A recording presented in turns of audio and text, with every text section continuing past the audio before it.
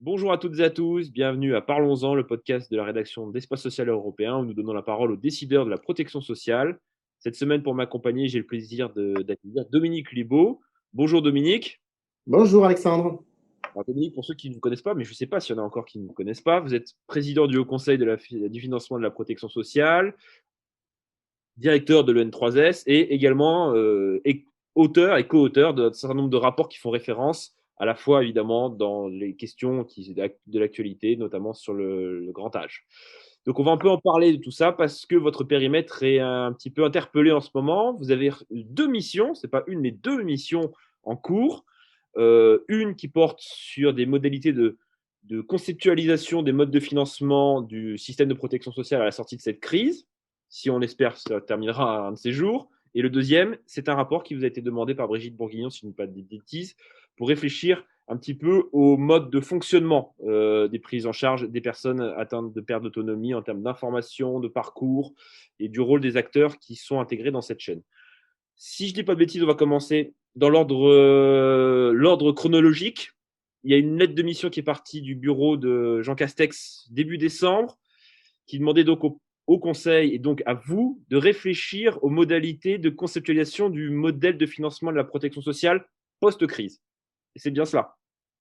Oui, enfin, ou plus simplement, presque, l'idée, c'est, dans la lettre de mission, c'est réfléchir au retour à l'équilibre des comptes sociaux.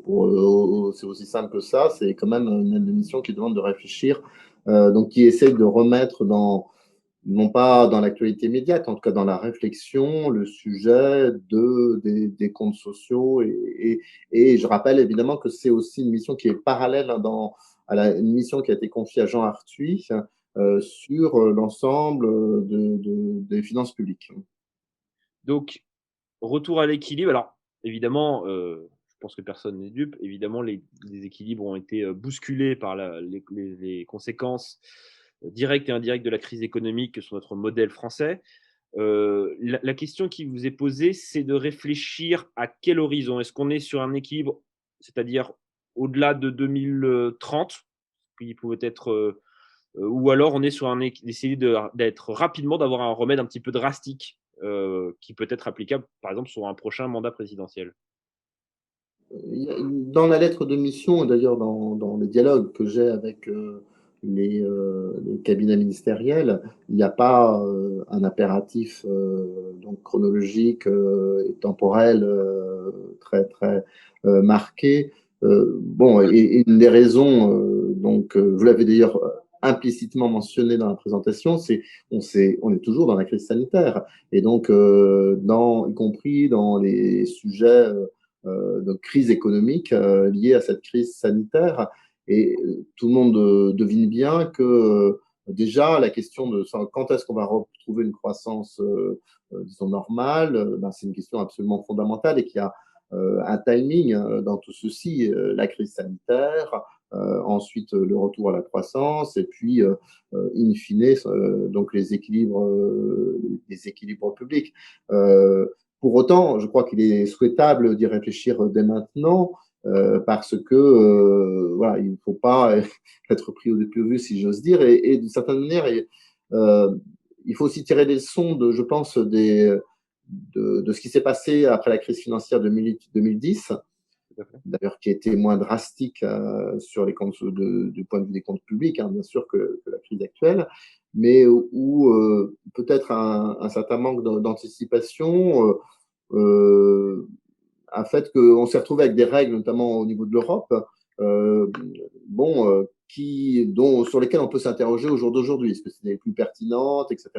Donc, je pense qu'il est bon de commencer vraiment à s'interroger sur ces sujets, d'autant que, comme on le sait, il y a déjà quand même des décisions qui ont été prises. Je dis à la fois, c'est pas dans l'actualité immédiate, mais quand même une décision qui a été prise avant l'été, qui est la prolongation de la CADES, donc un sujet sur le remboursement de la dette sociale, qui est connexe et qui joue. Alors, je pense qu'on est un peu loin des choses, on ne voit pas très bien que cette connexion, elle est un peu compliquée.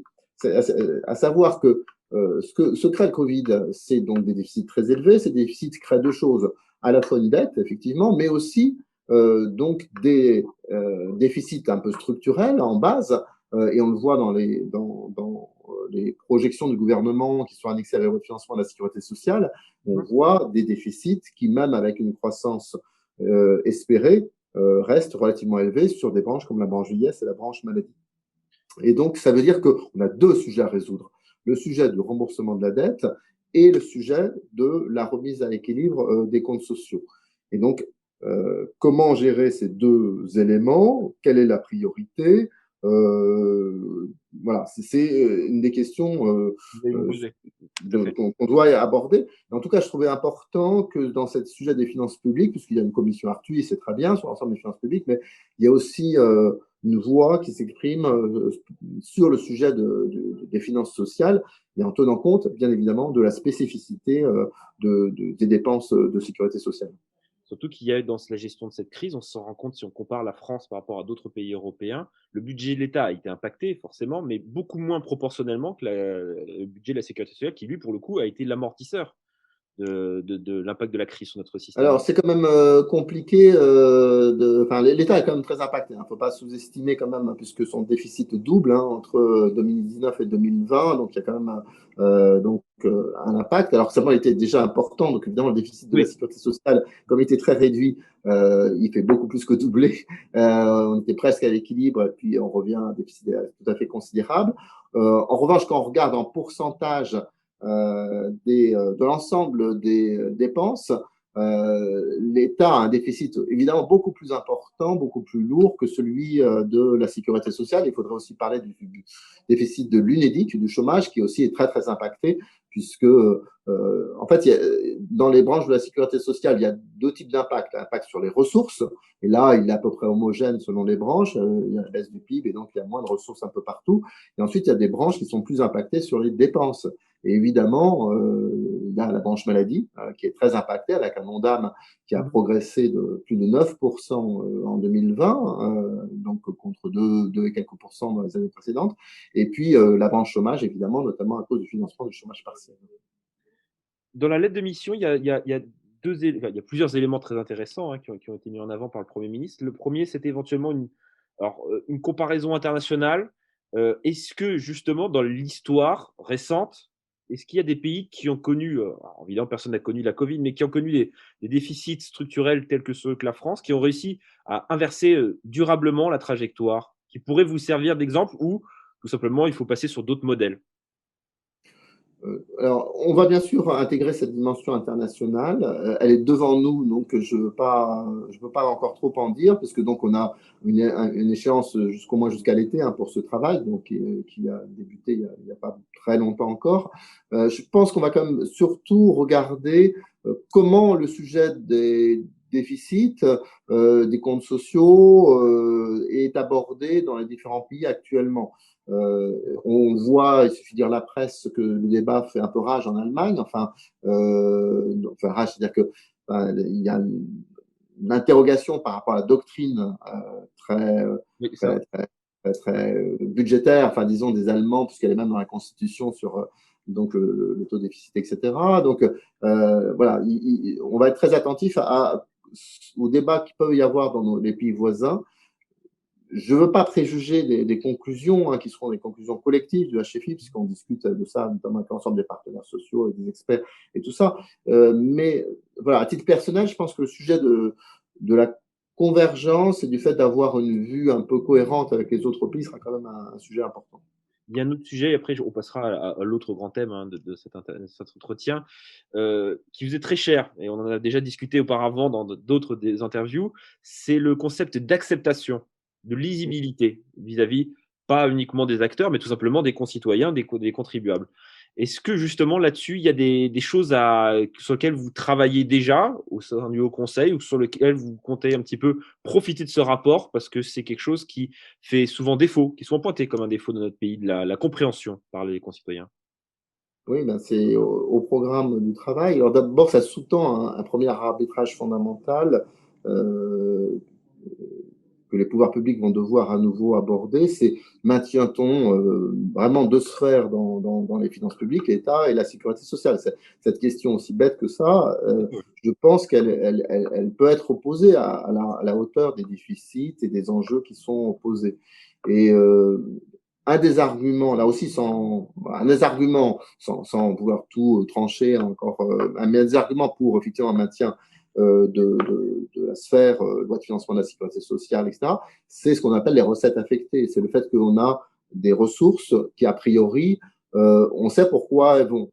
Donc, bon, moi, je considère plutôt que ça va dans le sens de la lisibilité, de la compréhension. Mais cette compréhension, elle est quand même atténuée par plein de phénomènes qu'on n'a pas le temps de développer ici, mais qui rendent plus complexe. Et de toute évidence, aujourd'hui, la lecture de ces comptes sociaux, de la compréhension de où va le prélèvement social que je paye, qu'il y a 20 ou 30 ans. Donc, je pense qu'on va essayer de revenir sur ce sujet, parce que oui, la question de l'acceptation du prélèvement social, je dirais plus largement d'ailleurs de l'ensemble des prélèvements, bah on sait tous, hein, c'est un élément fondateur de notre collectivité, de l'acceptation du collectif, justement, par rapport à l'individuel. Alors, bien sûr, il y a une discussion totalement légitime sur le taux de ces prélèvements, c'est totalement normal, mais il est aussi vraiment important de voir en quoi effectivement, et pourquoi effectivement ils peuvent être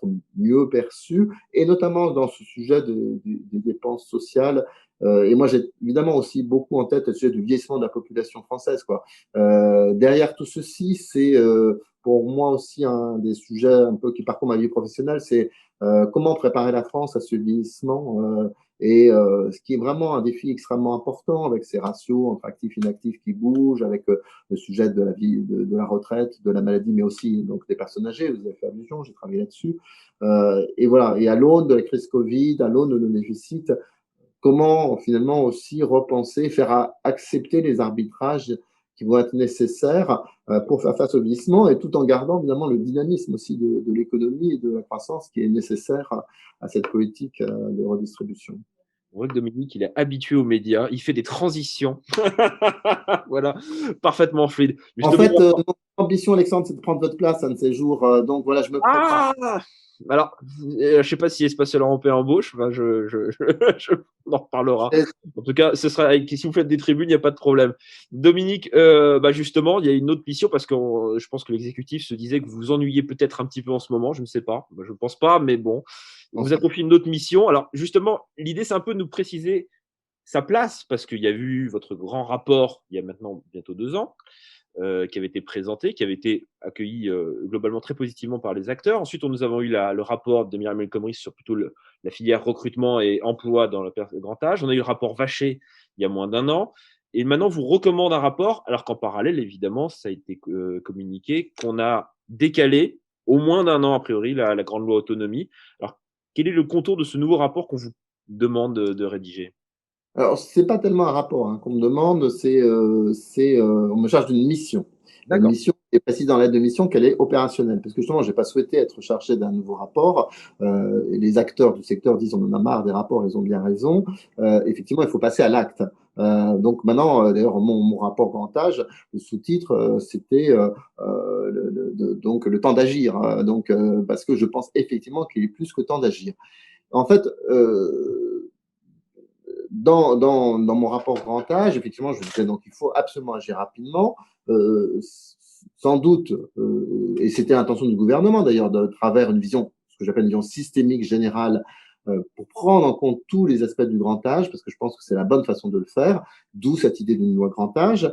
Et on voit tous que cette loi, elle est différée de façon un peu permanente depuis la sortie du rapport, annoncée sans arrêt et repoussée pour des bonnes ou mauvaises raisons, mais que moi, je pense, et je pense d'ailleurs aussi, c'est le cas des commanditaires de cette mission, bon, qu'il faut arrêter d'attendre simplement la loi en se disant, ben, on ne fait rien, etc.